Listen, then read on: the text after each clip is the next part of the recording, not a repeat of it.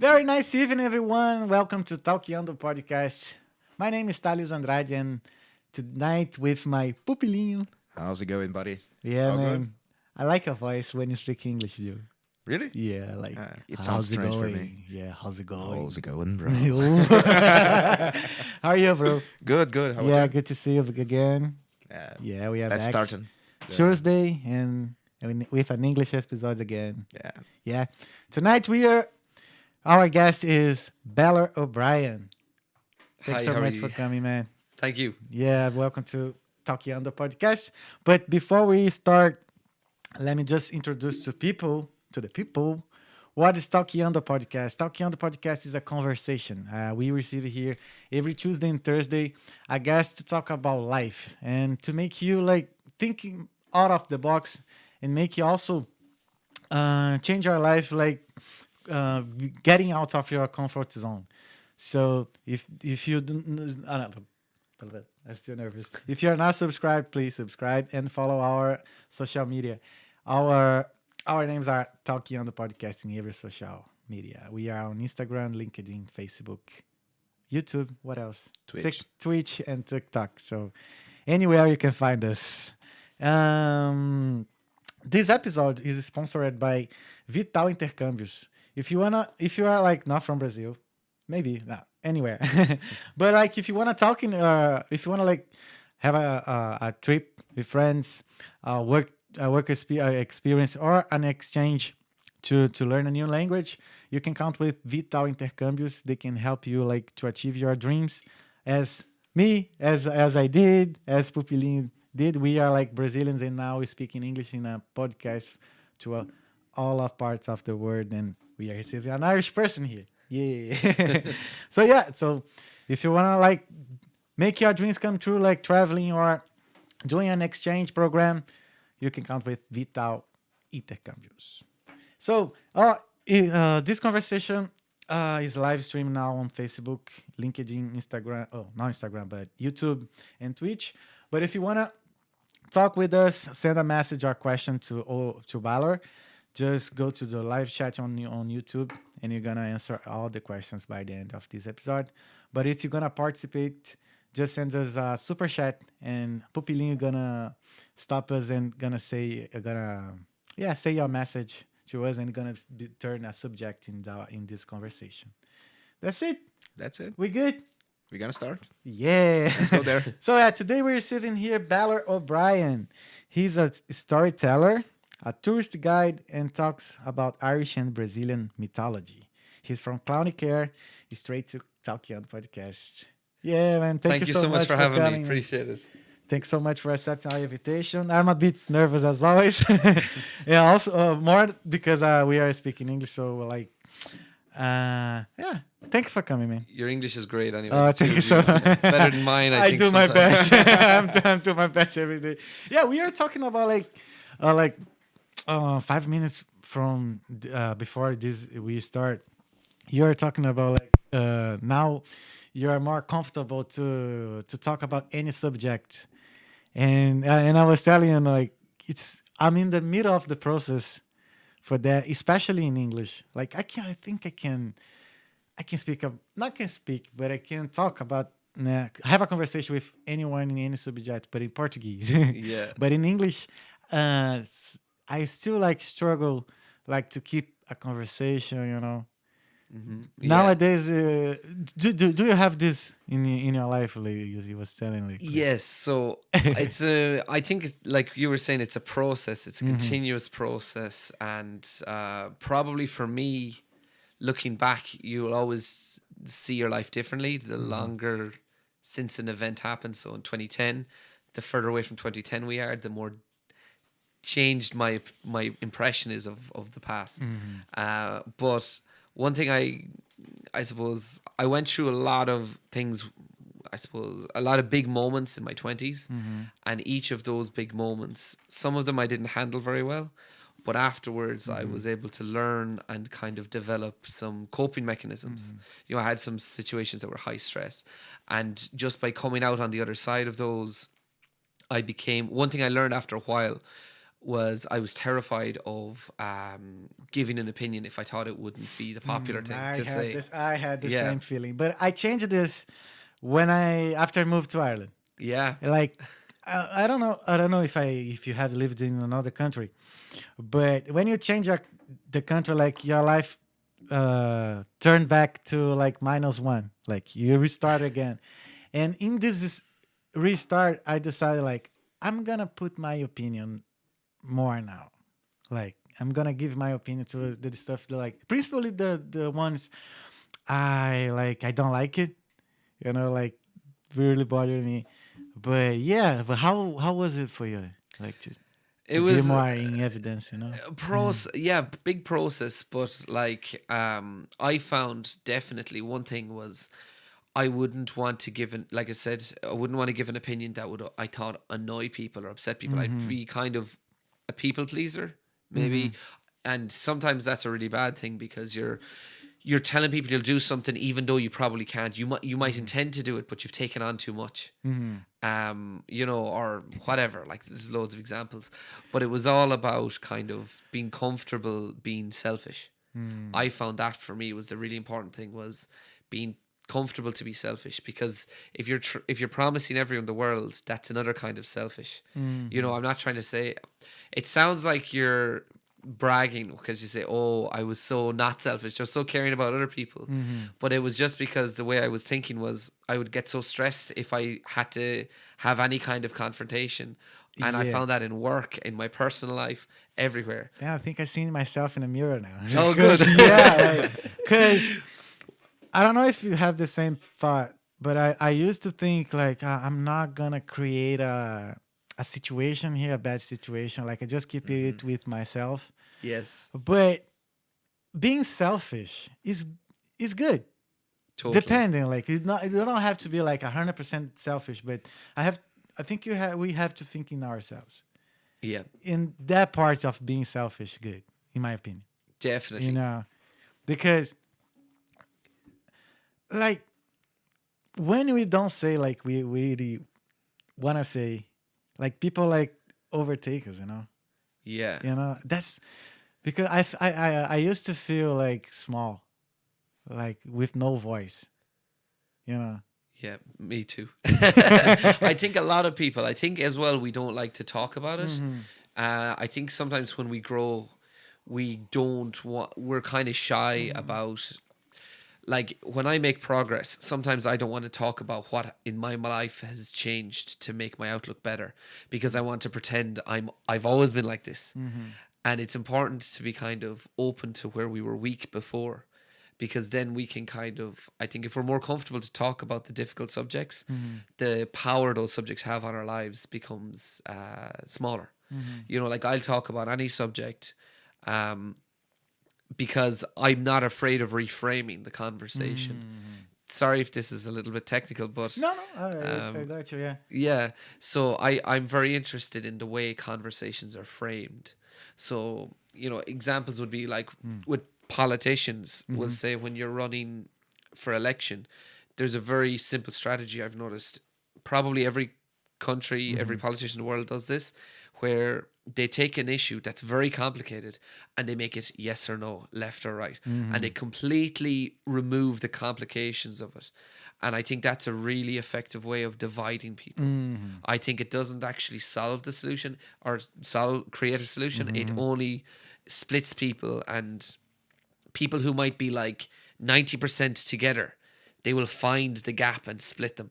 And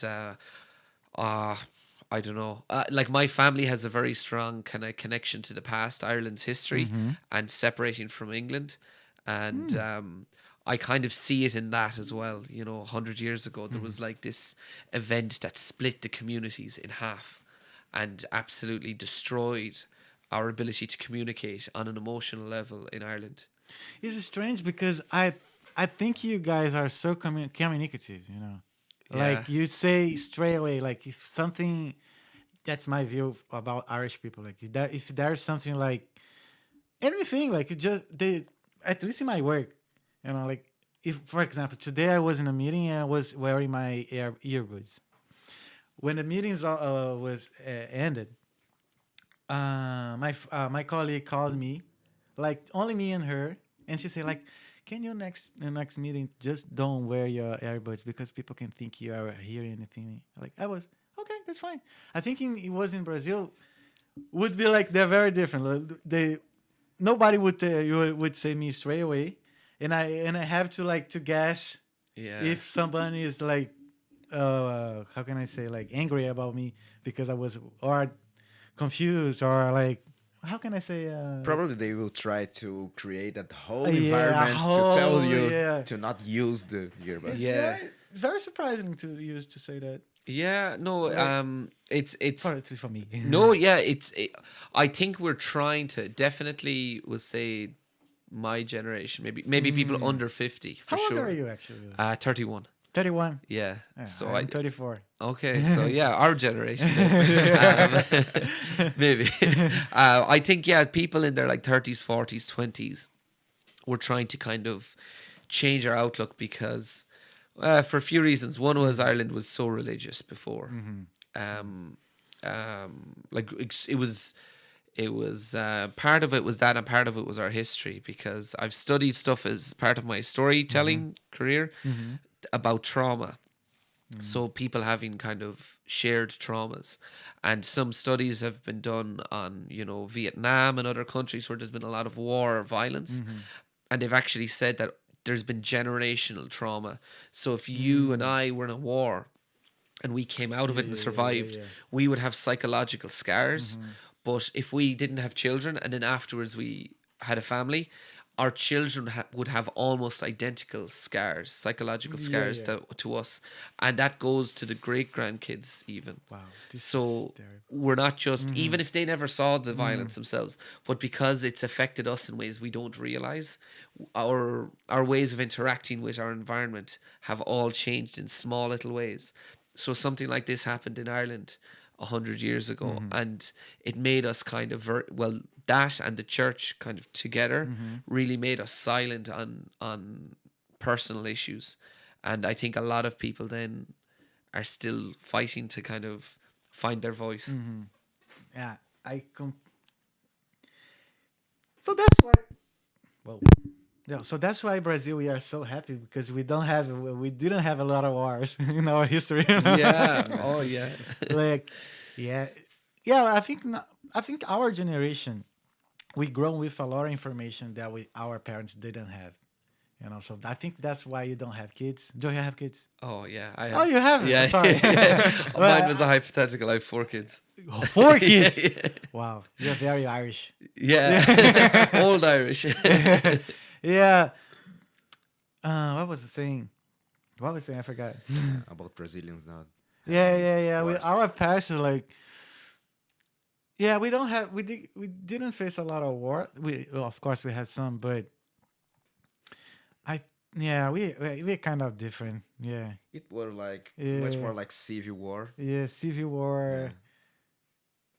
Yeah. During the time of Pedro II, Emperor Pedro of Brazil, I found that so interesting because now maybe my understanding of it is I've read the wrong information on it, or Maybe I read overly too. simplified.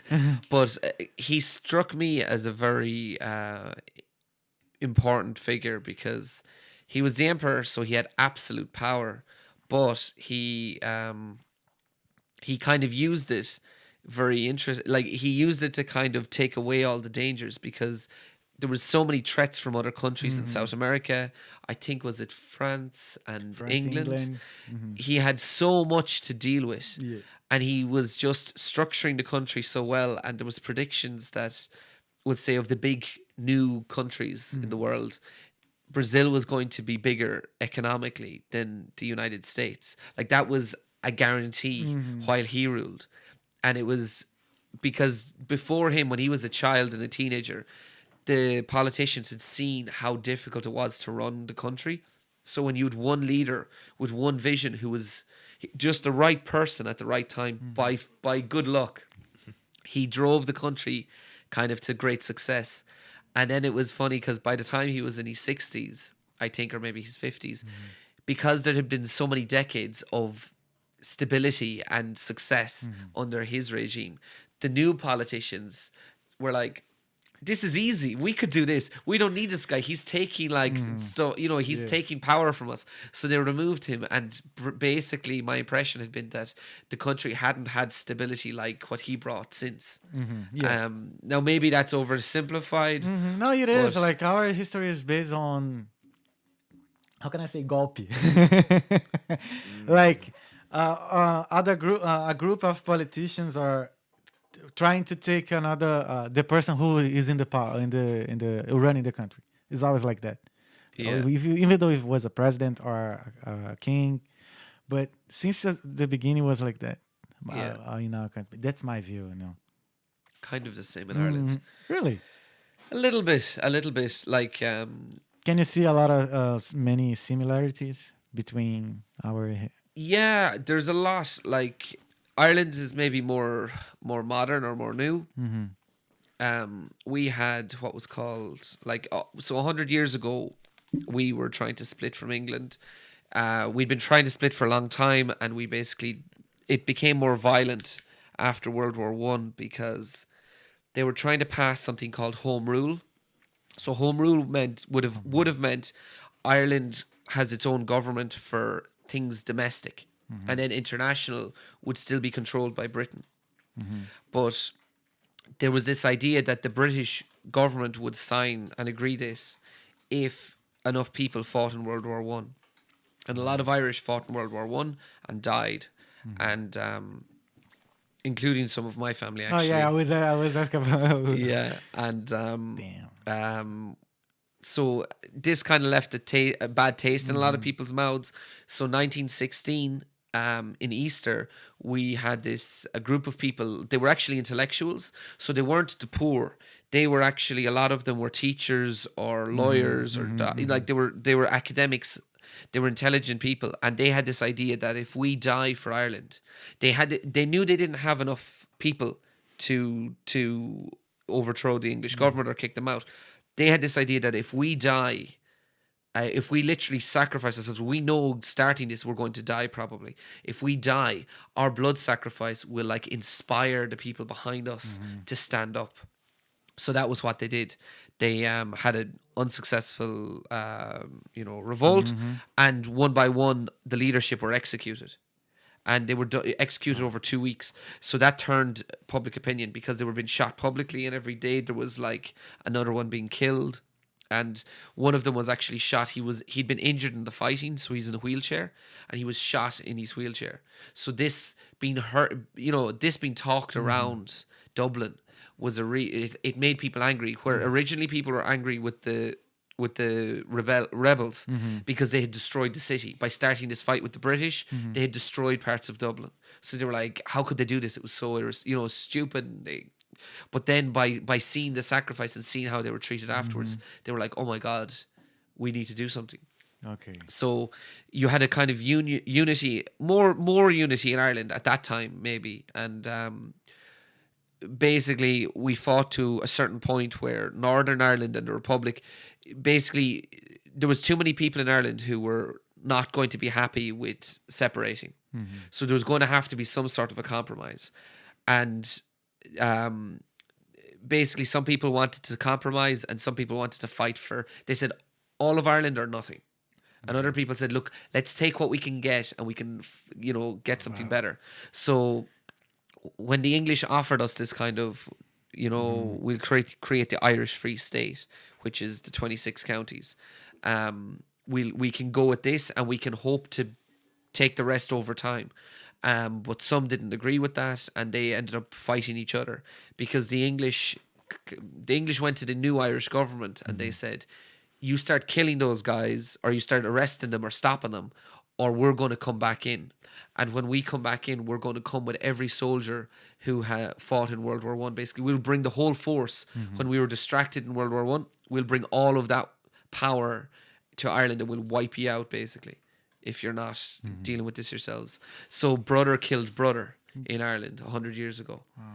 So they were actually like, there was one case where like a guy, he signed a death certificate for his best man at his wedding because they couldn't They couldn't kind of compromise on this. So like they were best friends fighting against the British, and then if a year or two later they're killing each other, they're like shooting each other. Like this is the leadership now, like the generals or our equivalent of generals and the politicians. Yeah. So it was a very like that memory. Then people didn't talk about it. So my great grandfather, he was pretty senior down in Clare. He was in charge of the weapons for East Clare. So he was in charge of controlling the weapons during the fight against the British and the Black and Tans, as some of their forces were known. And I found out recently that he was anti-treaty. So he was against the compromise. He wanted to fight for a full island. Okay. And he... Very nationalist. Yeah, and I personally think... My view is that they probably, like that the pro-treaty, the ones who wanted to compromise, that they were the ones who were really right. That's generally where I see myself. So it's very weird for me that my own great-grandfather actually fought on the other side. I have to see both sides. Oh, yeah. Maybe, but yeah, now you think like that, but maybe if you were beside your grand. Yeah, that's Maybe it. yeah. It's very easy to judge the past when you didn't live through it. But he never talked about it with his family. He lived until 1966, but he never spoke about it. All of his children, none of them, like my grandmother, my grandaunts and uncles, none of them knew any information about their father. So it's only been later that his grandchildren and great-grandchildren, in my case, have been finding out more information about him than his children knew. Because it was such a painful memory, because we don't know what he had to do, but we know in one case someone betrayed him in the Civil War. Someone betrayed a location of his, and two IRA men went into a hospital in Clare and shot the guy in the head for giving that information. So I don't know more about this. That's all I know, but it's a very powerful piece of information. About someone you're related to. Yeah. And even my grandmother, she died a few weeks ago. And when she died, thank you, loads of people, because they're from the town Ennis in County Clare, so loads of people came to visit and kind of sympathise. And I actually had two people come up to me who visited. They were very old. They were in their 80s. And they came out of respect for my great-grandfather, because they knew him when they were my age or younger, and they saw him as like a local hero. So they had been involved in like the later struggle in the north, and they came out of respect for his memory to so it's a really amazing. complicated, like it's still here in 2023 that people remember him, this guy from 100 years ago, his life. He's a part these of things. history. So yeah, but I mean, so many people's families have this kind of, if you're not passionate about history and you're not passionate about your family history, it's easy for it to get lost. Okay. So I think everyone probably has these kinds of connections to the past. Oh, yeah. Wow. Sorry, that was a lot. No, that was a lot. But because for example, in my life, I never knew anyone that was in war. But you, it's different. Like your grandpa, your grand, yeah. Great grandfather. Yeah, great grandfather was in the war. But have you thought about joining the army just because they are something like that? No, not at all. Yeah, maybe, I don't know. No, I think like if I saw something, if I felt in a situation where you couldn't have a discussion about things, no one knows what they'll do in those situations where you feel like you absolutely have to step up. But yeah, he brought to the grave a lot of secrets. Yeah, Imagine. like we found videos on YouTube people have posted up about like him walking with, I don't know if you're familiar with Eamon de Valera. He was one of our more famous politicians. He was No. but he acted as his bodyguard in Clare. That's how it was described to me. He was the bodyguard of Eamon de Valera. And there's video of him on YouTube fighting and doing demonstrations, like training people, and walking alongside Eamon de Valera and shooting a gun. So he was like involved quite a lot in the local situation. Wow. But in your perspective, what happening now in Ireland? There is is a consequence from that time, straight consequence from that. Like this is happening now because historically we pass from this, and this. Oh, Yeah. all of it. All of it for sure. I think it's totally different because they were creating a new country. So they created so many things, and some of their best ideas never survived. And some of their best ideas got forgotten straight away because the me versus you, like the two sides fighting, that immediately broke it up. Like there was a thing called the Chalton Games. So in Irish heritage or Irish culture, we had this thing called the Chalton Games that almost nobody knows anymore. But for thousands of years, we had these games where people would do sports. Not just sports, but you would have, we'll say, three main events. You'd celebrate the dead, you would create and agree the laws of the country, and the third one was games, so to show talent. So it didn't matter if you were good at a game of strategy, storytelling, music, art, dancing, sport. There was a recognition that all talent was valuable. So people got to perform. And this happened for thousands of years. It stopped because the Vikings invaded 1,000 years ago, maybe a bit more. Because before, Ireland had not 32 counties, but about 100, 150 kingdoms. So the kingdoms were always changing in size, and you had people, fighting. But there was this, the Chalton Games was bringing everyone together in one place. But when you had Vikings coming in, one kingdom would join with the Vikings and attack their neighbor. So you couldn't leave your kingdom. Like there wasn't this trust. It broke the trust, having these kind of external forces in Ireland. Like there was trade with the world. We can document that there was trade with the wider world. And that's where the Olympics comes from, is this game, the Chalton Games. That's where the Olympics, the ancient Olympics, because the Greeks would have visited Ireland. Like we've proof that the Egyptians were in Ireland 5,000 years ago. And we know that the Greeks visited as well. It became this story called the Fir Bolg, a group of people who came from Greece. So we think that people went back with the Chalton Games, and that's why they started the ancient Olympics. So without these games in Ireland, you wouldn't have the Olympics. And so I'm talking about that, and then I'm talking about 100 years ago. Yeah. What's the connection? So they actually brought them back for 3 years when Ireland became its own country. It was when the Irish Free State was founded, because the government, the political party, was called Cumann na Gael. So they started up the games, and it was only when they were removed from power that the new government cut all the funding, and it died. So when Fianna Fáil got power, they basically transferred all the budget to stuff like the GAA, because they didn't want this project to survive, because it was the other political party's project. So they said we don't want it at all. So like that's where we'll say the past has an impact now, because we could have gone back to that and we could have expanded it. Because we'll say if you've watched hurling or Gaelic football, the sport, like those sports, they only survived because in the 1880s the GAA started, and the reason that started was because a man from Clare called Michael Cusick was inspired by this old idea of the Chalton Games, and he said, I'll never be able to do all of it, storytelling, dancing, it's too much, horse racing, everything. So he made it very simple. So up in Dublin, he was a teacher, and he was a really fantastic athlete, and he looked around and he saw what's the popular sports, hurling and Gaelic. So there was different rules, different styles of the game. So he picked the one that was being done in Trinity College and made that the more popular, the mainstream.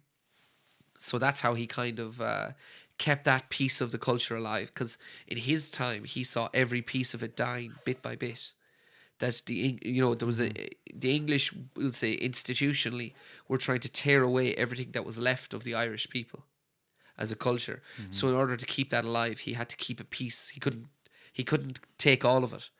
And again, that's what they did. That was the 1880s. So then in the 1820s, when you have a free Ireland or a more free Ireland, they bring it back, because they're trying to keep something of the past alive and show you how it is today. And this year they brought back another version of it. It's called the Charlton Cup. Charlton Cup. So that's for in Wow. the GA again now. So these things are always coming back, but people aren't familiar enough with it. Like everyone now who follows hurling and follows the GAA, they know about the Charlton Cup. Like I work in schools, and the kids a year ago didn't know anything about the Charlton Games, but now in every school someone knows the name Charlton, only the Charlton Cup, but they don't know the name has a huge history. But it's So- a matter of time to they start knowing. Well, they won't know at all because they don't talk about it. Okay. So So you we have to talk about it, yeah. And I think it's the same in every country, like I think it's in Brazil as well. Like there's always brilliant people and brilliant ideas, and we lose a lot of it in our journey through life and our journey through kind of forming our society. And I think sometimes it's because some of it's marketing. One group is very good at marketing an idea, and they market that this is a bad idea and ours is a good idea, and it's all little decisions kind of constantly. So I think if we want to change things, in Ireland we're way too passive. We kind of say, oh, housing, oh, health, oh, education. We've all these problems in the country, but nobody is like engaged with it. engage So yourself, yeah, if you engage with your problems, I think like the people of the past would be very embarrassed to see us today because we live so comfortably. Okay. We have phones, we have like central heating. Like these people had to use a toilet outside the house. They didn't have electricity in their house. And you still think they're gonna feel embarrassed about you guys? I think so, because modernity. because we complain about things that would be so easy to change. Like they had to literally sacrifice. They had to risk being killed to change things, whereas we won't even talk about things to change. That's how comfortable we are. We can't imagine a difficult life. We haven't we haven't had to have our hands bleed. Like we have another family connection where we had family 150 years ago. Their house, there was some accident and the house was gone. They had to build a house made of mud, not wood or stone. Mud. They had to use mud and clay to make a kind of a house to live in. We don't have this experience. We can't pretend we're like able for it. So we live in such a privileged time now. I think like it's made us very soft, and we have lots of problems and we should be making more noise about them, but we're so comfortable we don't want to, because what if I lose my comfort if I make noise? I think we are distracted with other stuff that taking our mind out of it. Like you have to pay attention for your health, but your health, your food, if you're like practicing exercise. But no, like people like watching Instagram, other stuff, and think that it's that big problems. Yeah, for sure. That's why, I think our life changing in our problems as well.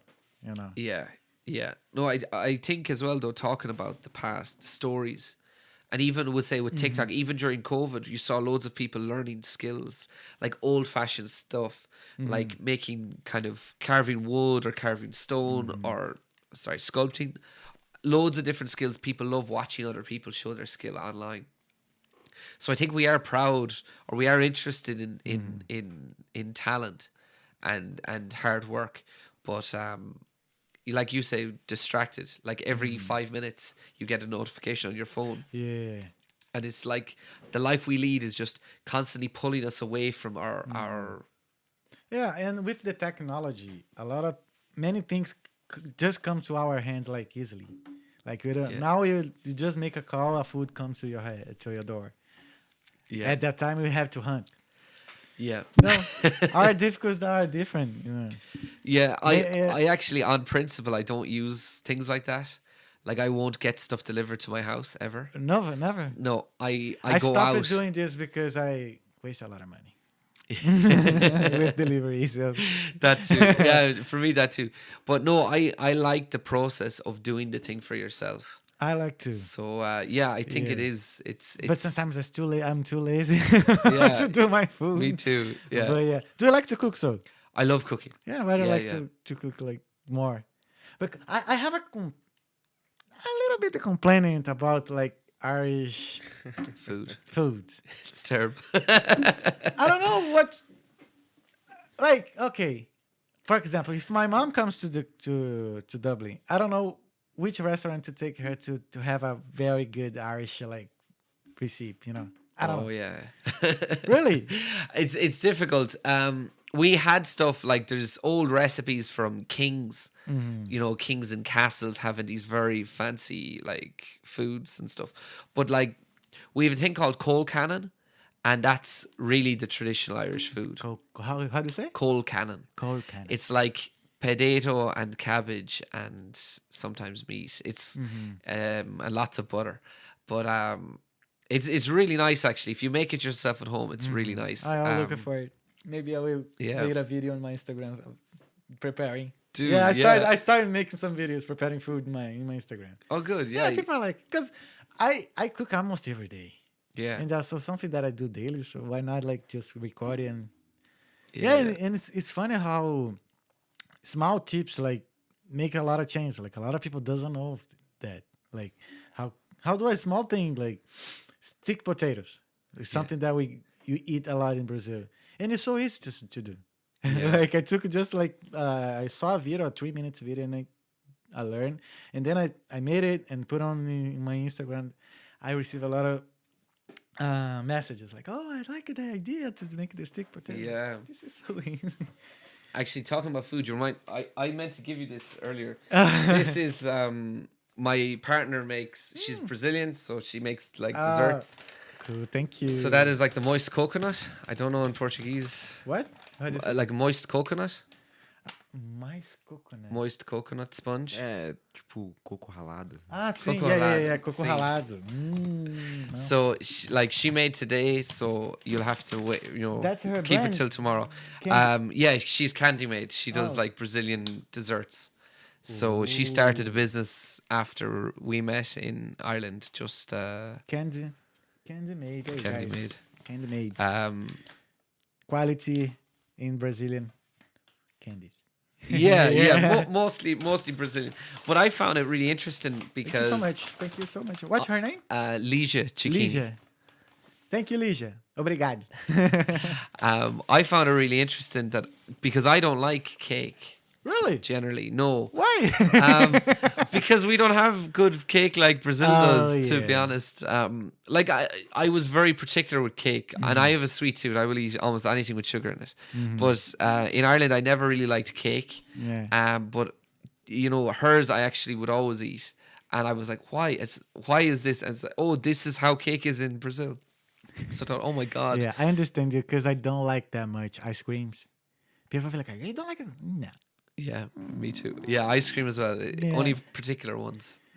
Yeah, depends of the day. If it have to be so hard to Yeah. make me think about having an ice cream because if not, no.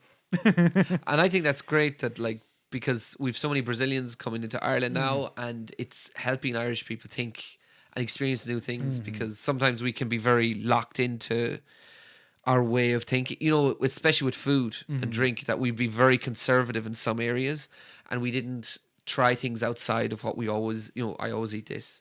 Like I grew up and there'd be people, we'll say my parents' age, and it would be bacon and cabbage every day of the week.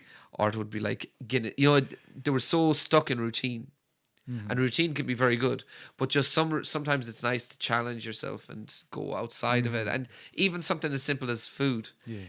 Because we all have to eat. It's a nice area to kind of go into, like, you know, that's just the thought I had anyway. Yeah, but so what do you most like to eat? Like what kind of food you like to eat? I never. It will be the same if someone asks I'm me not about gonna ask music. Brazilian because I'm not gonna. It's not fair.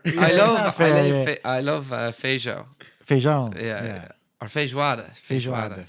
I love it. I know how to do it. Oh, good. Yeah. Yeah. Next time I'm up, I'll Yeah, have like to if you ask go to if the you Brazilian market, they have a pack with like, it's a feijoada pack. You just like put on the beans and stuff. Yeah. Not straight away, but it's easier to do like, because Yeah. they have everything like separated for you.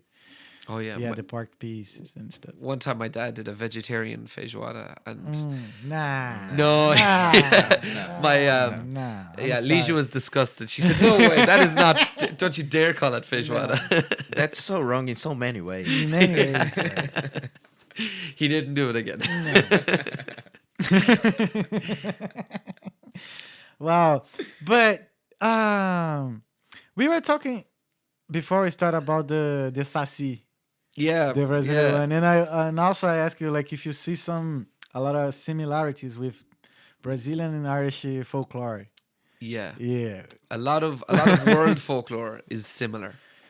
Yeah, So- I feel a lot of I say a lot of I have to A lot of, change, a lot. a lot of I have to change I have to improve my vocabulary. Sorry. But yeah, I seen loads of mysticism. Is that right? Mysticism in Ireland, like Kind of mythology. yeah. A lot of many people says Yeah. There's loads. like for example, Friday night in a full moon. For example, I used to work in a pub. Okay. And loads of bartenders and barbacks. This is like on Friday night in a full moon, everything changed. Like the environment changed. You know, do you feel that? It could be scoop back. It could be some people say like some of those traditions or superstitions come from like what you say, like actual cosmic stuff, like stuff we can't measure because we have our five senses. We're kind of limited to that. You know, some animals have better eyesight or hearing or sense of touch. So when we, as amazing as technology is, we always have to reduce it down to ways we can process it or filter it and understand it. So I always wonder, and this is just my own mad idea, if some creatures, some animals or whatever can perceive things in the world that we just can't and our machines can't show us.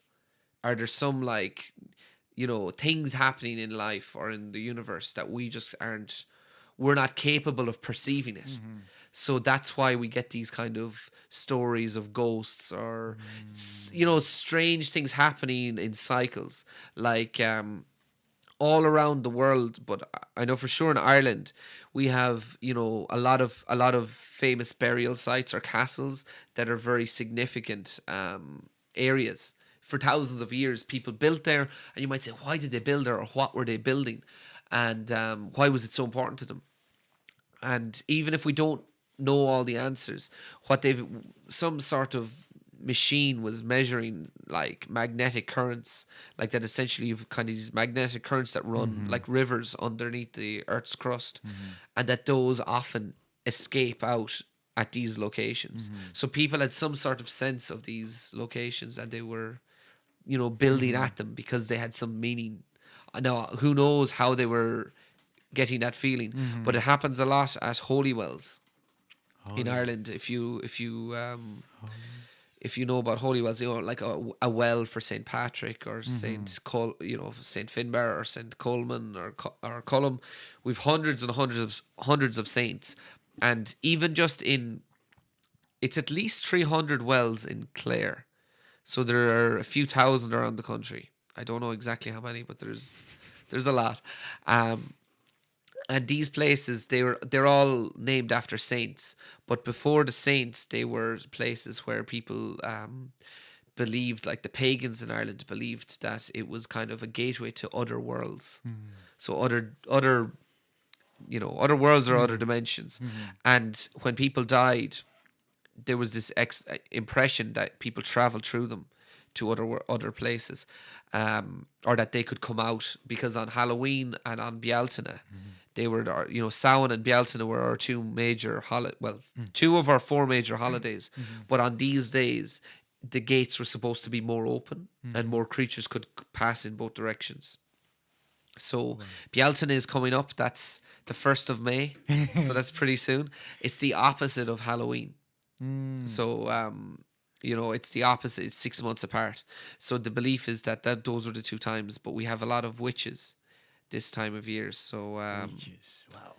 that's what they believe. They believe that the farmers used to have to use yellow flowers. You'll notice there's lots more yellow flowers growing in this time of year. So they would put them on the windows and the doors and around your fields to stop Cailleachs. That was the name for a witch in Irish. So a Cailleach. They would steal your luck. Wow. So I think in Brazil, cucas, I think there was like the cuca is kind of comes from the Cailleach. Yeah. Yeah. Because you don't have just one version of Yeah. of the Irish witches. You have many. You know, it's not a simple thing. And the landscape of Ireland tells those stories. Like that's why I love traveling. I travel all over Ireland all the time. And I just want to see the different places over and over and over again because you learn different stories. And I think it's the same in Brazil. Like it's a bigger country and we'll need a lot more, we'll need to plan it a lot better. Yeah. But I really want to explore more of Brazil and I would love to map out the folklore there as well and start talking to people in these small communities, because I think by starting that conversation with people, you'd start building up the folklore. Like there's the TV show Cidade Invisível. I'm saying that wrong. Cidade Invisível. No? Yeah. Is that right? But I really thought it was a great idea. I haven't seen the second season, but the first season I didn't love it. I really wanted to love it because I'm really passionate about Brazilian folklore. But for me, just the way they put together the story was a little bit weak. I think they kind of they just wrapped it up too quickly.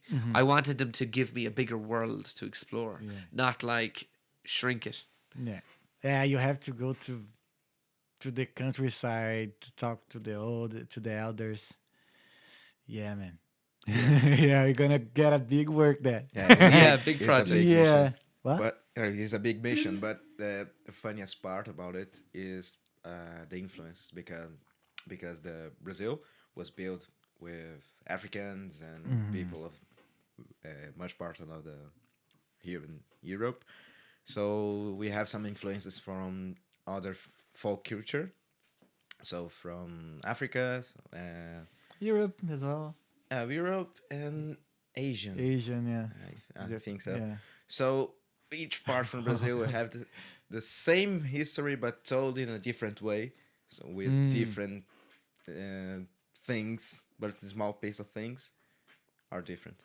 Yeah. What is your favorite Irish mythology? That's always difficult to say because But it's okay. But which one is the one you most right now, Yeah, you must not like, but you must tell to the people. no, the one I'm really interested in is it's true story actually. It's, there's the best ones I think have truth and myth in them. So the one I love most, I think at the minute, is the Colleen Bawn. So Colleen is girl in Irish, and Bawn is white. So it's the white girl, and it was a girl who, a little bit over 200 years ago, was killed. She was murdered in Limerick. So it's in the area. It was pretty well known. I worked in a bar in Limerick, and it was a small community. So there was a pub actually in the area called the Colleen Bawn or on Colleen Bawn, and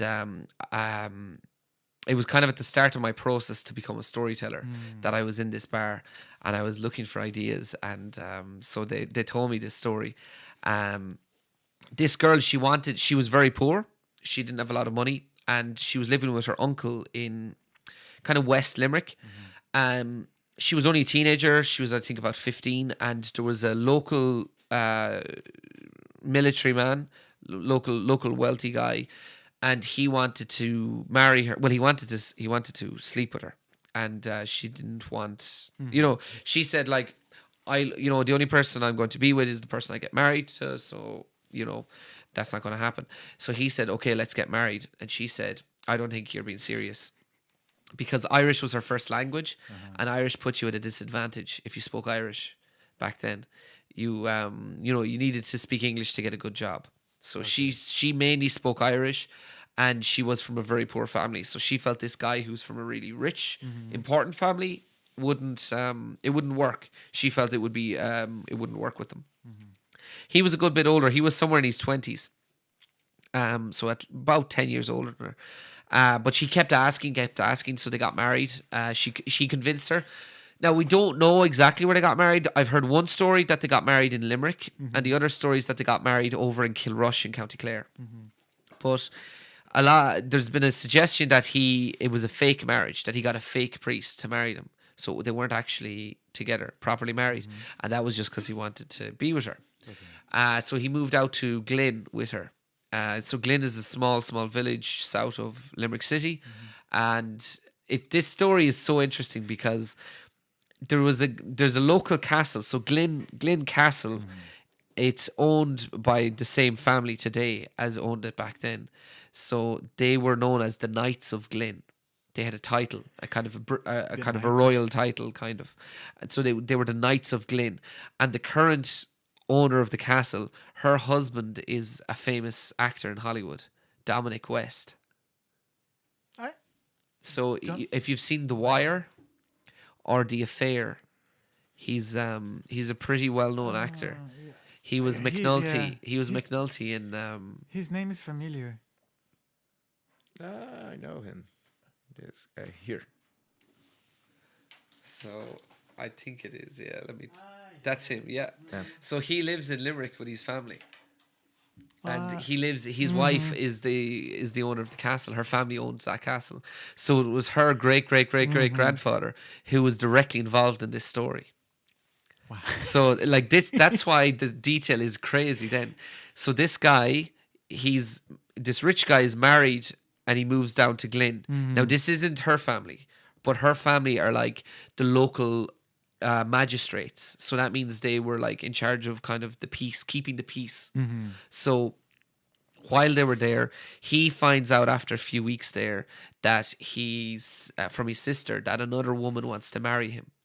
So after he got married to this poor girl Ellen, her family gave him kind of a dowry. So a dowry would be like a payment. Okay, you're getting married. So the family of the bride would give some money. So I think they gave £60. So at the time it was a lot of money for a regular person. And he supposedly spent it all on gambling and partying, and he wasted all the money. So when he had wasted it all, he had kept the marriage a secret from his family.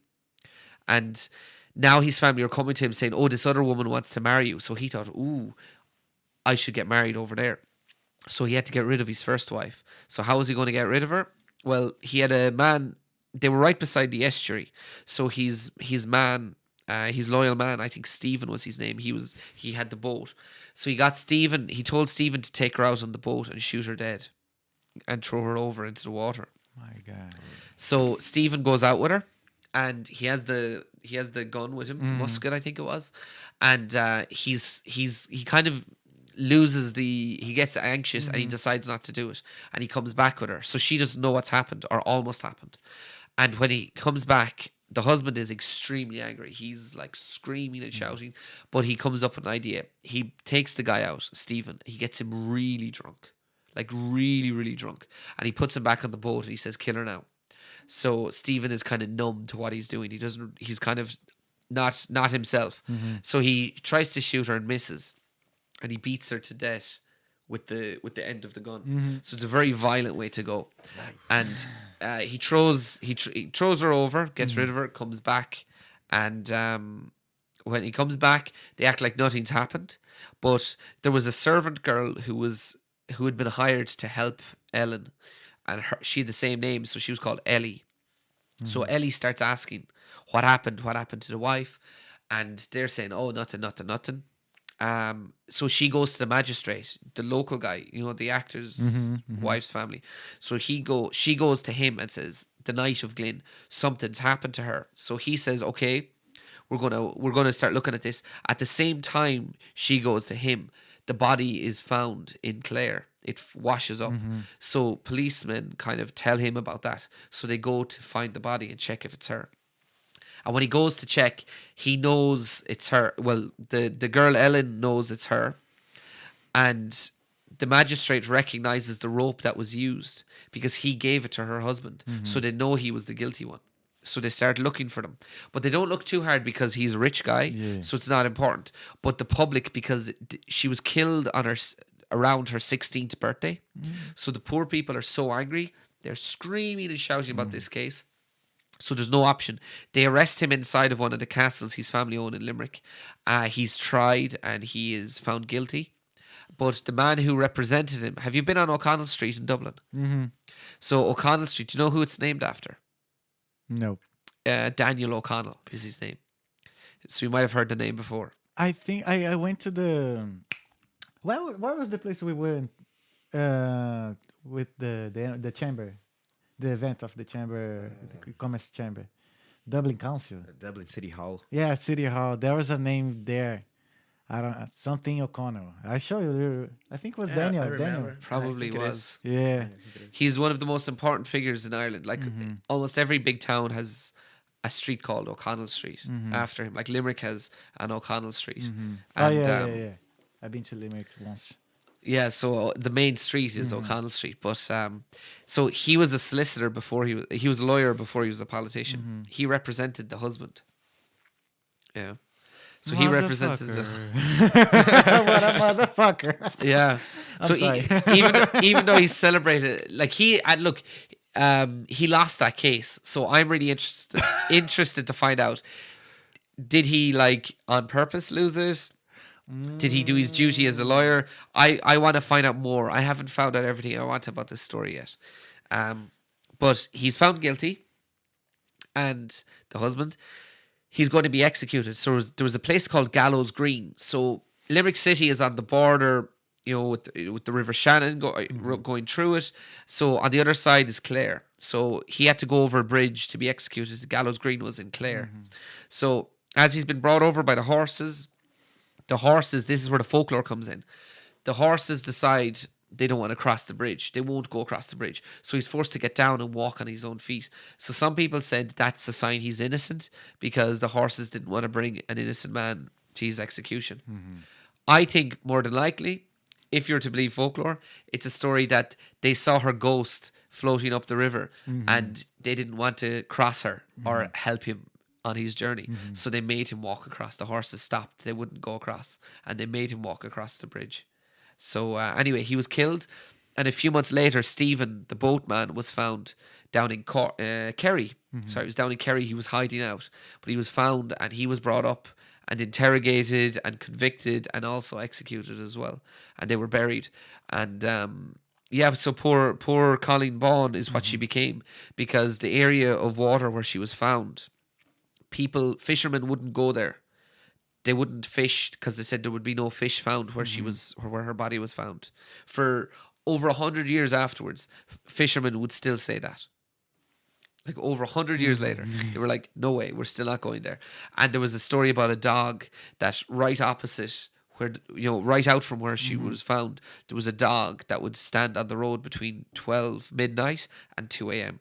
And no one would go between Tarbert and Glynn or Tarbert and Limerick, because if you met the dog, you'd be doomed to die the next day. Impossible the dog be there because it's too cold to be from midday to 2 a.m. Oh, yeah. Wow, So, what a story. Yeah, but do you think that O'Connell got the case to lose? I He don't take know. the case to lose. See, he's seen as such a positive figure in Ireland. And I just want to know, because it wouldn't be wrong. It would be wrong of him to not defend a guy. Yeah. So, but I'm interested to find out, because it changes my understanding of him as a person. Okay. Oh, yeah. Can be this case specific case. Wow. Yeah. After you said that, I thought like maybe a lawyer take a case just to lose, to make a justice. Yeah. Do you think? Yeah, I never thought about it. Like, I'm a lawyer. I know that guy is guilty, but I'm gonna like try to defend him, but just to make me lose, to put him on. Wow. There was a movie about that. Really? Yeah, Cape Fear. It was made by, I think, Martin Scorsese, Robert De Niro. Amazing. Oh. So 32 years ago, I think. So yeah, it's Nick What the Nolte. name? Cape Fear. Cape Fear. Cape Fear. CAPE. Yeah. Cape Fear. Gotta see it. Pretty good film. Yeah. It was like a huge success when it came out. Like people said, "Oh, it's an amazing film." I watched it a couple of years ago. probably not as good. Mm-hmm. Some of the end of the story is just the way they filmed it. Not spoiling the story for anyone. Yeah. But it's a good film. Yeah. It's a good film. Talking about films, Ireland have a lot of good films. I saw once in the school. It's sad one. It's talking about oh man, They're always sad. what? All the films Yeah. are sad. How was it? There was how do I say convento? I have no idea Yeah, how to translate it.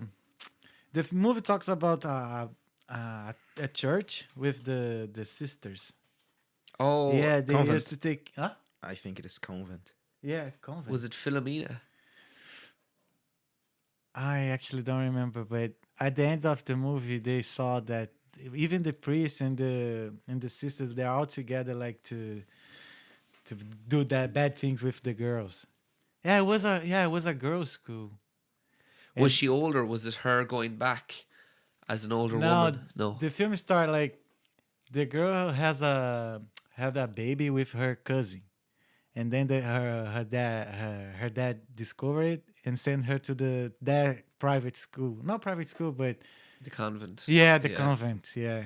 Yeah. But then she saw a lot of things like that happening there. I'm gonna find out this movie. It's very because it's talking about our Irish history as well. Yeah. The things that the church did during the history, Oh, like the bad yeah. things. I think there'll be a lot more movies about that in the future because it was kept quiet for so long. It was kept quiet for so long. Do you have a religion? Yeah, I do. Like my family we would have been brought up very religious. So I think I would be, but I would be more like spiritual, I think. And more like, I'm very interested in the older beliefs that we had in Ireland because we always had a belief. And I read a book before called Going Home about death and people who died, like people who actually were medically dead. Their brain wasn't functioning and their heart wasn't functioning and what they saw when they died, because none of them were afraid of dying after this experience. And almost all of them saw something. Like it might be different things, and the way they died, some of them was like medical emergency, some were car crash, some were bombs. Like there was 2 stories I think that were in it that were like people blown up in Northern Ireland. They were like a car bomb or shot. So it wasn't like, it's the same. There's some sort of situation that's making this. Like, we can explain this. No, it's a completely impossible to explain. Yeah. And I think the fact that people carried this belief, like a belief of something afterwards for thousands of years in Ireland is interesting too. But because you had so many small communities in Ireland and they didn't always interact with each other, but they were very religious. Like St. Patrick gets credit for bringing Christianity to Ireland, but they actually took a lot of the old Irish folklore and heritage and they used it. They changed the religion because they weren't going to be able to bring kind of Roman Catholicism or Roman Christianity to Ireland. It wouldn't have worked. They had to use all of these things, and they found that actually pagan tradition was being carried out in Ireland really up until recently, up until like the 1970s or the 1950s, and they were like slowly squeezing it out so the church had more power, so they were like destroying it piece by piece. And actually Daniel O'Connell is part of the reason for this because he brought in, he was a contributor to what was called the Catholic, what was it, the Emancipation Act. So basically what happened was the priests were illegal. You could be arrested if you're a priest in Ireland before, and they gave the church more powers. They kind of recognized them legally, the Catholic Church in Ireland. So from the second they did that in 1829, from then on they had more power over the communities. And then when Ireland separated from England, the leader, Eamon de Valera, was very, very, very Catholic.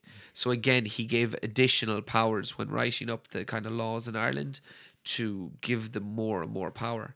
Now, I think there's huge amount of positive the church did as well at the time. Like, Ireland was such an incredibly poor place. We basically had no education system and we had no health system. So the church was instrumental in setting up these processes. But then at the same time, because they were so well respected and everyone said, oh, they're so good, because there was no criticism. You had all this evil that happened as well. They killed all of it. The criticism.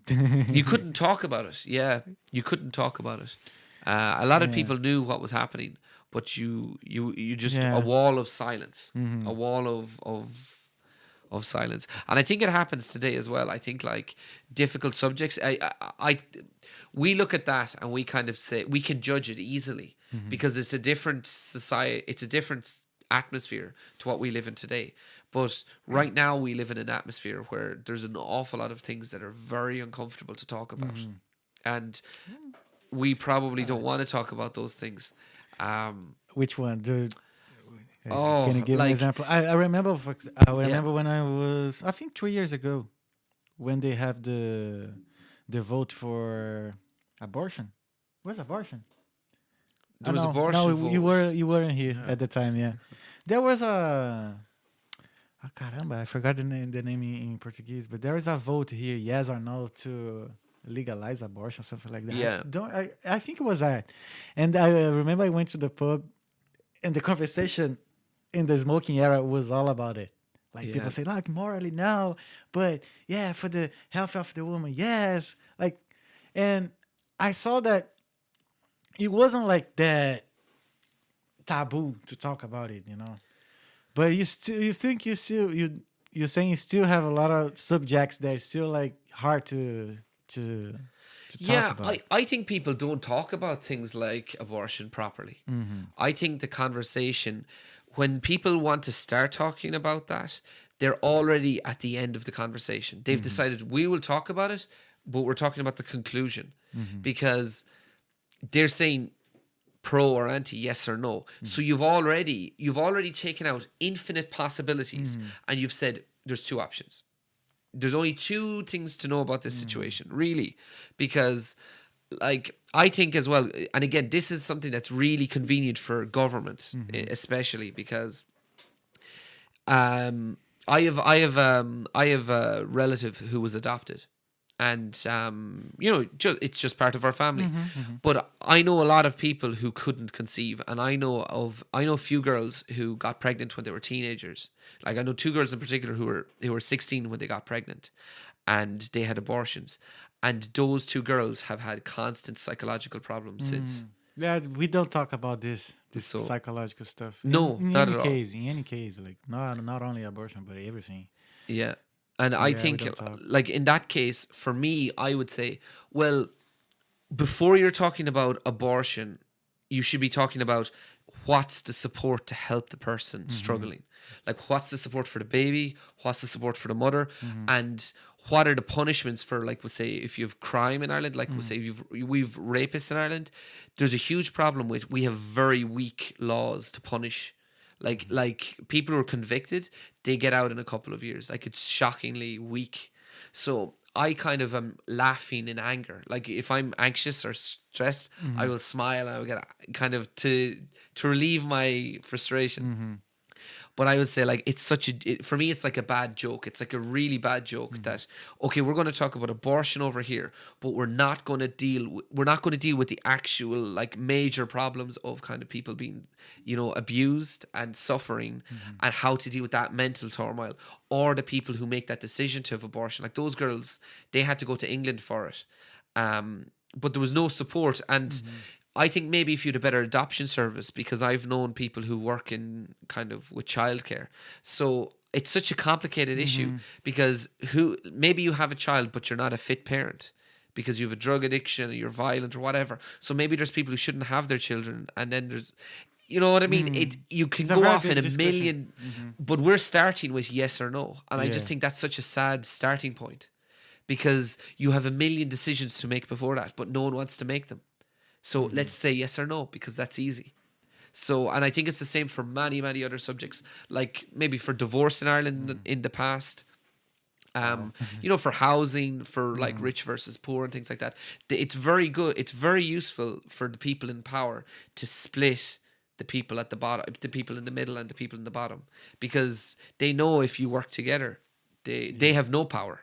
So their only power is kind of by framing us against each other. Like I say us, but all of us. I'm not saying like a doctor as like in the elite, the population, but like the everybody, society, like the 99.99% of people. It's in their interest to split everyone, and they do it in different ways. And they have an every country, like if it's Brazil, United States, Canada, Ireland, it's 2 political parties. You cannot and have also some change. if you have a third opinion, you are like Probably you got beheaded by the yeah. 2 parties. Well, yeah. You have to choose. You have to pick one. Yeah. Why? And the worst part is if you choose one, you're wrong. Yeah. Yeah. And the thing is, those political parties are all funded by the same companies. So like Amazon, Facebook, all the big companies in the world, they donate to both political ideologies, because those political ideologies reflect where their funding comes from. So if you pay for both, but if you had 5 options, if there was 5 options and it was unpredictable where the election would go, the companies might not be able to afford to pay 5 ways. So they wouldn't have their control. But when it's 2 options, well, it's not really any option because we just pay both. So if you had a more complex system, it's more difficult, there's more headache, but it's more difficult for corruption. It's more difficult to centralize power. Yeah. Like that's my kind of thoughts on it, is just, and when we do the thing is, we realize power is centralized, but we're still having there's no point saying, oh yeah, we know, because we're not willing to say there's other ways of doing it. Like, and that's the other argument. And again, I see it in the media, the mainstream media in Ireland all the time. It's like this idea that there is no alternative. Oh, the alternative is much worse. Well, what is the alternative? Oh, don't even talk about the alternative. It's just so bad we won't even talk about it. Well, actually, maybe the alternative is a lot better, but not for you guy or for your boss, and that's why you don't want to talk about it. Wow. So sorry, that's like, I'm a storyteller. It's very strange for me to be. No, but it's part of the history. The story, yeah. Well, like my stories are all about people, and like, well, they're not just my stories; they're everyone's story. And like to give a quick example of it, like Iara in Brazilian mythology, the mermaid, for lack of a better word, she was used as a way of explaining sexual assault in Brazil. That was where that story came from. It was like, if a girl was abused, if a girl was out and some guy was with her, in order for like these smaller communities to not like, oh, that guy is a rapist, rather than addressing the realities of the situation, they would say like, oh, a guy a mermaid impregnated the girl. She was out swimming and she got impregnated.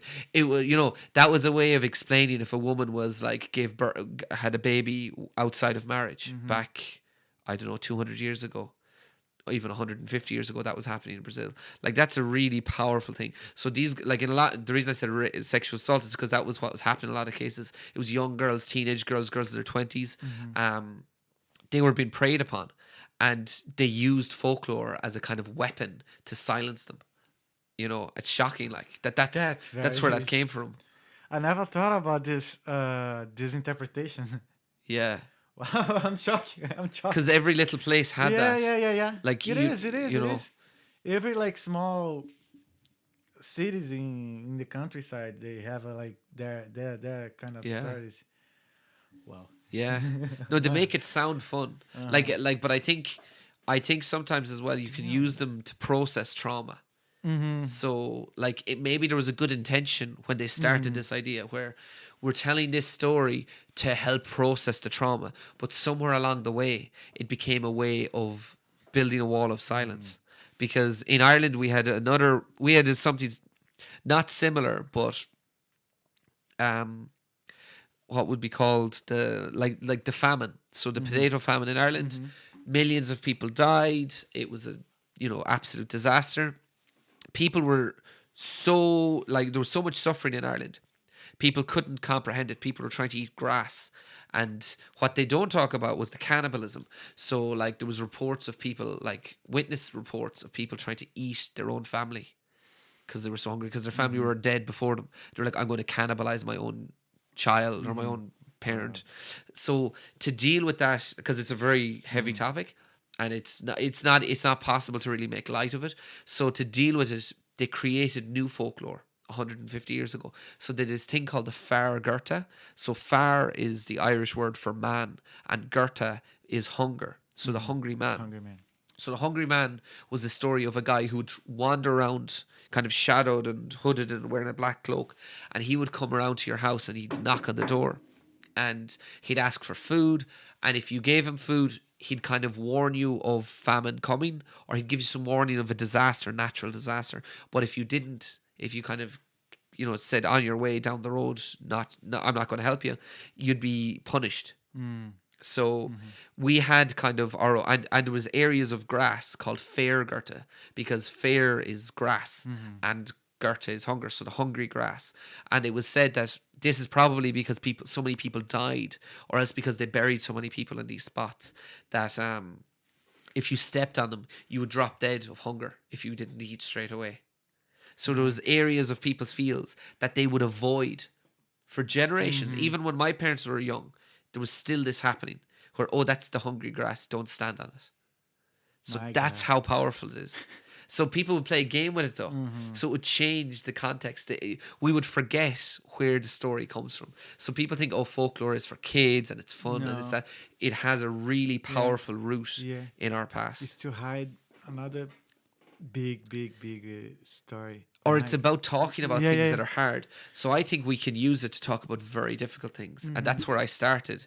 Because I think kind of the fantasy and the folklore is where we can talk about things without it being without us becoming angry about it. Because if there's a layer of fantasy separating it, it's more comfortable. We can have this discussion. It's easy to do with. Yeah.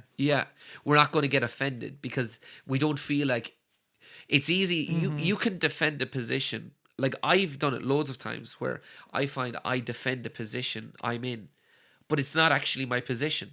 It's because someone said something and I took it one way and I defended, but I got angry, so I defended it like this is my position, but I defended here. And now they've attacked more here and I've defended here. And the next thing, I'm defending something I don't believe at all. Why am I having this conversation? I'm like, we find ourselves getting into these crazy discussions. And it's because we're not like calming it down and trying to see the wider perspective. So I think sometimes that's easy, is because we're so defensive all the time, and where our egos can be delicate. So sorry, it's a lot of. I'm so like, my mind is blowing now because I will pay attention, much more attention now, for the fairy tales now, because I'm trying to find what is behind. Yeah. My gosh, Balor. God. Wow. Try to search after the episode. Try to search about Boto history and all the things behind it. But yeah, I never thought about like a rape. Yeah. I never. But it makes total sense. I know, yeah, it made it, but for me, it was just like a story, like to like a story to confuse the husband, like because her wife like got pregnant, but not from him. But I never thought about like a rape. Especially because in past times, when the Europeans come to Brazil, they use the local folk like to disguise their acts. Yeah. My gosh. Oh yeah, folklore is very like powerful, and even how would you say, how you interpret it. Like I think we can use it the other way as well. Like I want to I've been talking about this for a while, so I really have to do it soon. It's so the story of Omam Dosako. I know it's more of an urban legend. The than, baggy man. yeah. It's right to say That's baggy man. it. Yeah, or the boogeyman in America. Boogeyman. That's where it comes from. So it comes from a true crime in Spain. Yeah. So it changed. Like different countries have different versions of it. Like Indonesia, it's very popular. So how did it start? It's basically in North. I think it was North Spain. There again. I think it was around. This actually would match up quite similarly to the Colleen Bawn around the same time when she was killed. It would have been that same time period, but in Spain, that a landlord or rich guy basically was really sick and dying. He was terminally ill with something, maybe cancer or something like that. And the doctor said, you're going to die. So he was really desperate. So he went out of his way to try and find other solutions. And okay, so Spain was Catholic, but there was North Spain in particular, the region of Galicia. It's more Celtic than it is similar to the rest of Spain.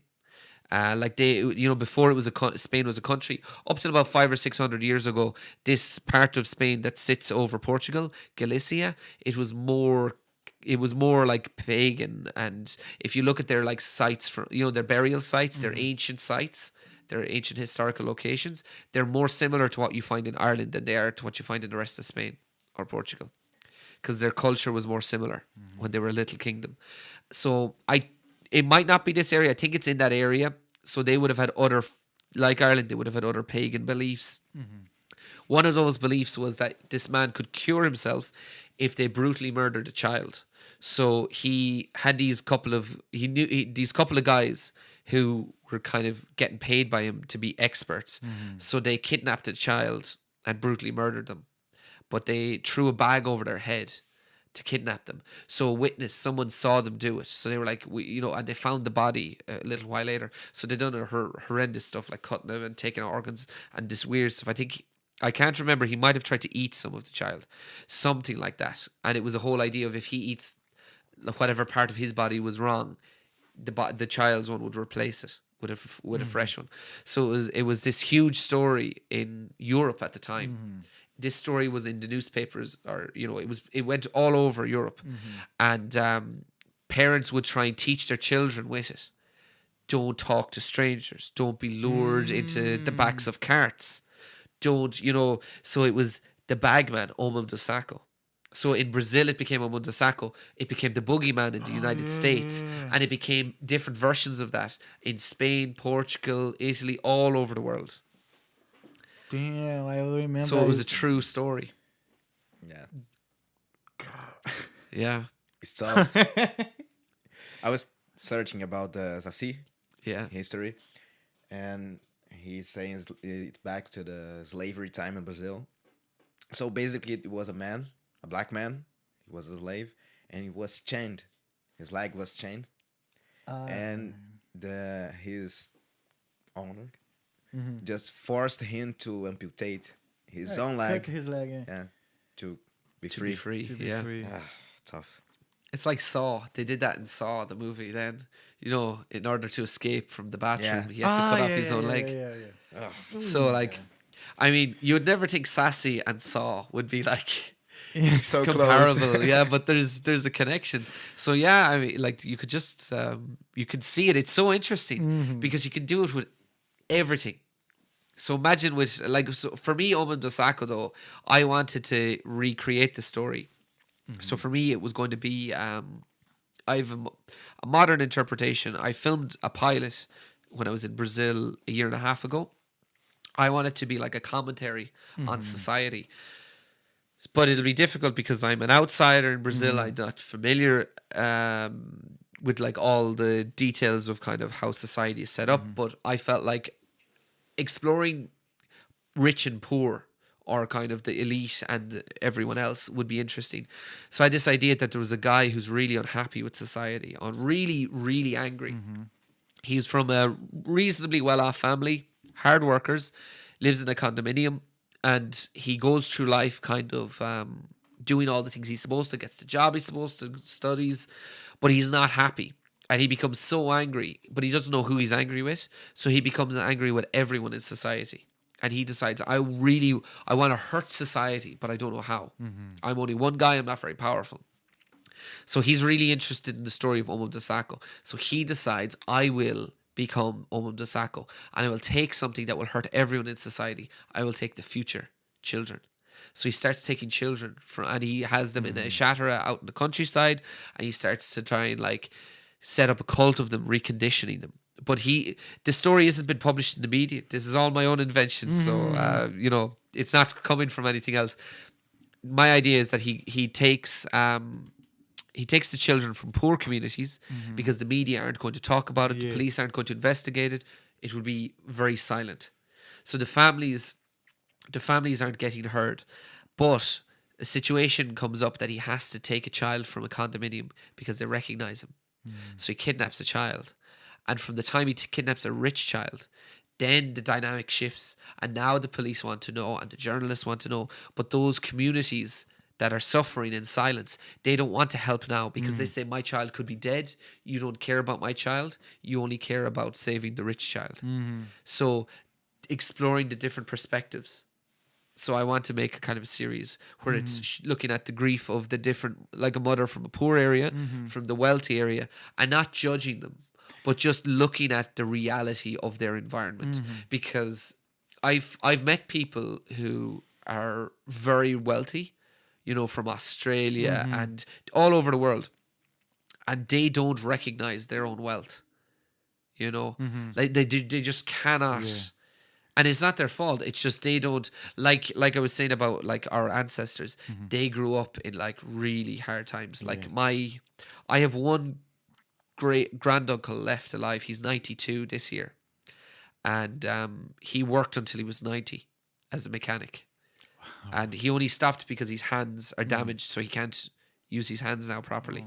But he lives at home. He's very happy. And he had children very late in life, so he's like, his children are younger than me.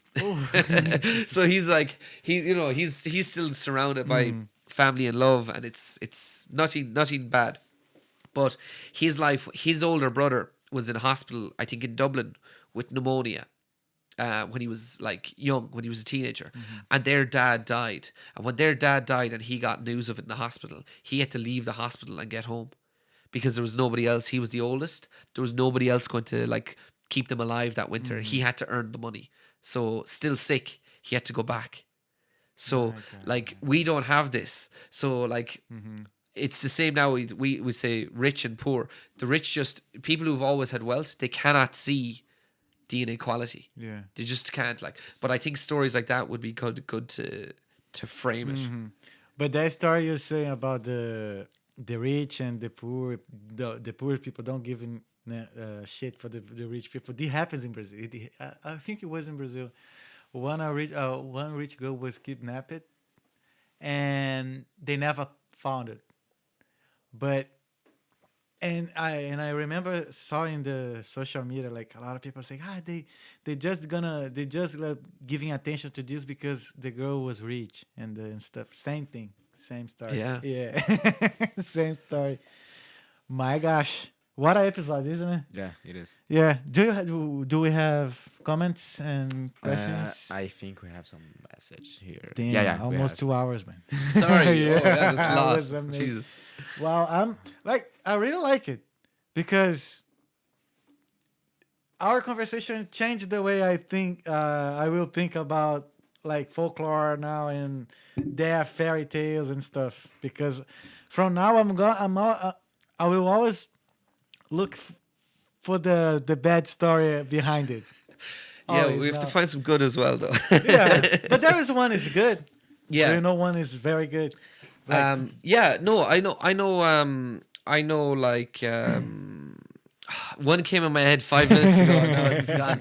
I'll finish on something good, positive. Where was it? I swear there was one.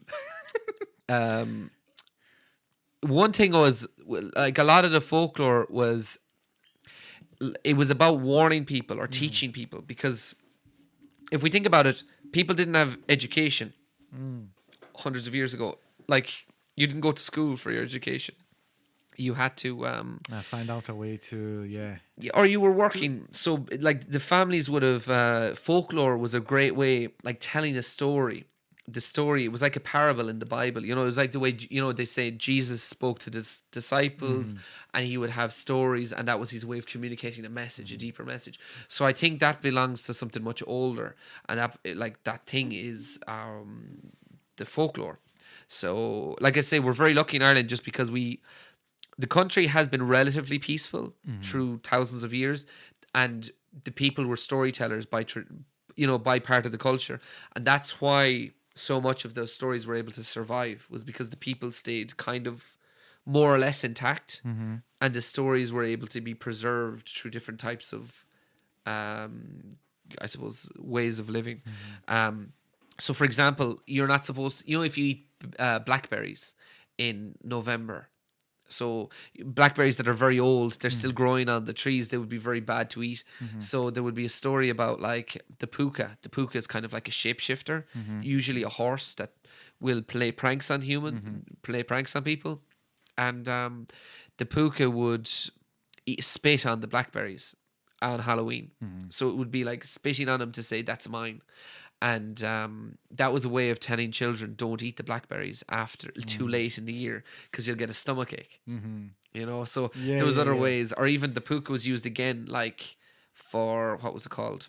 The puka would be used for people would leave out a share of their food, even if they were very poor farmers. They would still leave out a share of their last cut for the year for the puka, and that was called the puka's share. So they wouldn't collect all their grain. The reason was, I think, sharing.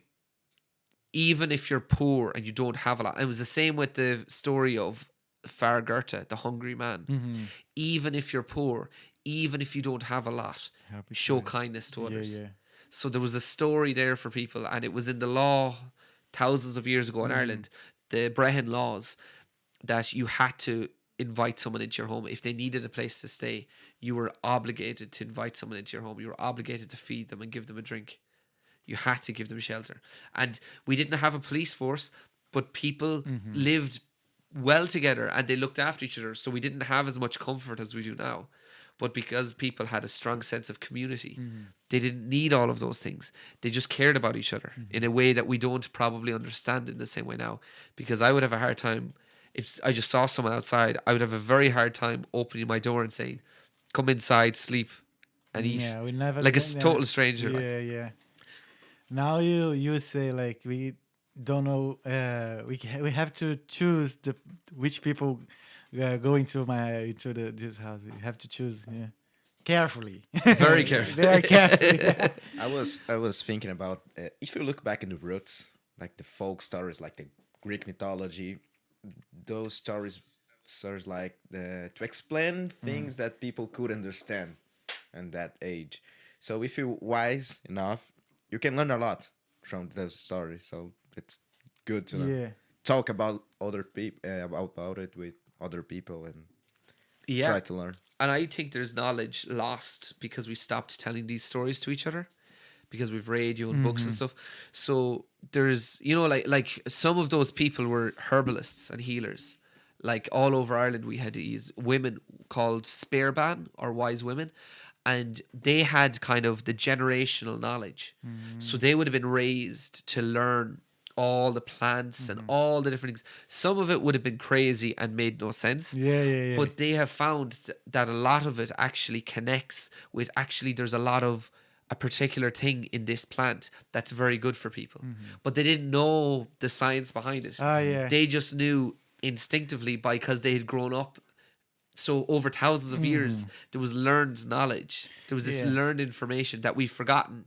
So we're rediscovering some of it because we didn't care about it because we had modern medicine, or a modern technology. So we don't need that old thing. But actually we're rediscovering things that we've abandoned that are more useful. And there's a lot of knowledge that were not written. Yeah. Loads. There's always a grandma that knows everything. Yeah. There has a medicine plan for everything you want in life. Yeah, that's it. Good. I love I love this episode, man. I love it.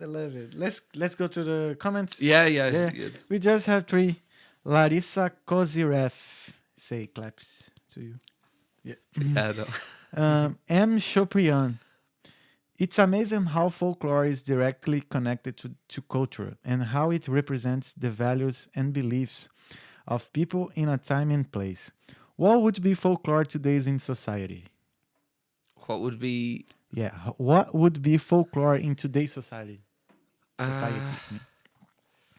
think like good it question. kind of it changes so slowly. I think so. So like the story of the Colleen Bawn, that was a true crime, and it became an urban myth, like the stuff of her ghost and her spirit out in the lake. So it kind of over time, like it started with somebody seeing something or saying they saw something, and then it evolves over time and it becomes this bigger story that everyone knows, and then it gets old and forgotten about. So I think like every story has a different lifespan depending on how relevant it is. But you don't like the folklore we have today. I know there's things happening today, but it's very hard to recognize what is happening that's going to create the next folklore. But we for sure do. We do have stuff already happening around us today that's going to be forming the next folklore. It's just it'll be our great grandparents, our great grandkids that will be the ones telling it. It'll be like we told them the true story, and then they told to our kids and grandkids, and then they start telling it as a bedtime story to their kids. And then after it's been passed like Chinese whispers a few times, someone starts to give a different version with a bit more excitement. So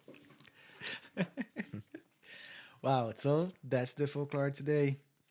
And last one, but not least, Felipe Cardoso, our friend from Boulder. Oh, yeah.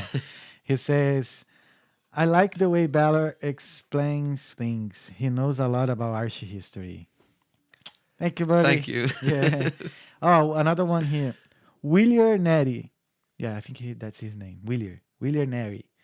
Learned a lot today, guys. I'd like to ask if Balor has any book recommendation for someone to learn more about Irish folklore in general. Good question. Yeah. Thanks for the message, Willier. Yeah, there's a few. It's really hard. Sorry, I don't want to give too long an answer. No, don't worry. You have time. So Irish folklore is retold so many different ways. So like you could read Eddie Lenihan. I always would say number one is Eddie Lenihan. He is like the most famous Irish storyteller. There's a lot of newer ones. Oh, there's a journalist. She did a book. It came out last year. I can send you on a list when I have my mind more fresh. W.B. Yeats, the writer, the poet, he wrote a lot about Irish folklore. But a lot of it is very heavy, or a lot of it is like, it's very local. So the reason it is because it's been told so many different ways. So what I've tried to do is when I look at a story, I try and get all the different versions, because I noticed the reason it doesn't translate very well. Like even my own partner Leisha, she wouldn't know a lot about Brazilian folklore. I probably know more than her at this stage of Brazilian folklore, just because it seems confusing. People see it as confusing because you'll hear this version and then this version and this version of the same story. So it's hard to keep it in your mind. Or different stories happen, like the Sassy stories here, Boitata is here, Curupira is over here, but they're not interconnected. They don't interact with each other in their stories. So I think it's more interesting if you can build a world around it, like a Game of Thrones or a Lord of the Rings, where you build a world where the stories interact with each other. So that's what I try to do. So in the future, I'll have stuff that's connecting history and folklore in the near future. But like Eddie Lenihan or any of them, it's just if English is your second language, it might be very challenging, and especially Irish mythology, because the names, some of the names, even like for me, most of the names are still very difficult. Very, very difficult. Okay. I picked Balor because it's a really easy one to say in all languages. Oh yeah, Balor. So thanks, Wheeler, for the message. Balor, Thank you so much, brother. Thank you for I having me. love it. I really loved it. It was more than I was Definitely. expected. Thank you so much. Pupilim, Thank you, man. I'm so like shocked because as Willie told, I learned a lot today, man. Thank you so much. Oh, thank you. Yeah, like I have another way to think about folklore now. Yeah. So yeah, that's your camera. Send your message here for the folks. How can they find you? Yeah, so you can find me on Instagram, TikTok, Facebook, and YouTube. I have a website called Balor Otherworld. I do kind of webinars with more detailed information for schools, and I'm trying to do stuff for wider kind of content as well. Long-term plan, maybe in September. Maybe next year I'm going to have a whole platform, so I'll be going around to different parts of Ireland, filming the story at the location, and then uploading like my own kind of alternative kind of mythology Netflix.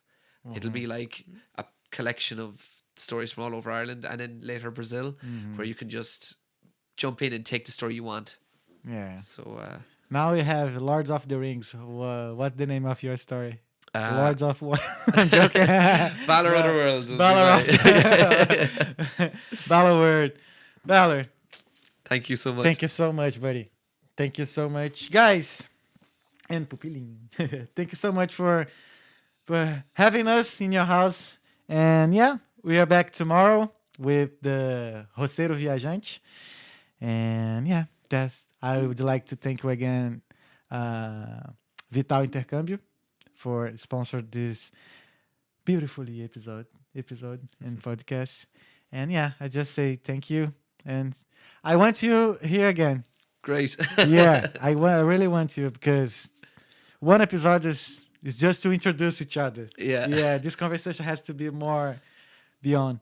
So yeah, guys, that was Talkeando podcast. Thank you so much. I see you tomorrow again. And yeah, follow us.